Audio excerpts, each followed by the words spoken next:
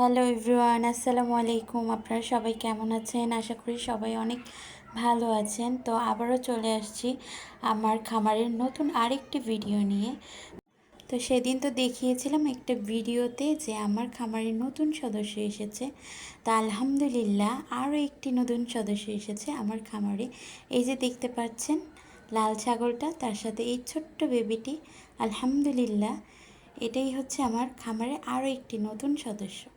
সবাই মাশাআল্লাহ বলতে ভুলবেন না। তো আমার এই খামারের ভিডিওটি কেমন লাগলো জানাবেন। তো এই তো ভিডিওটি শেষ পর্যন্ত দেখতে থাকুন। আল্লাহ হাফেজ।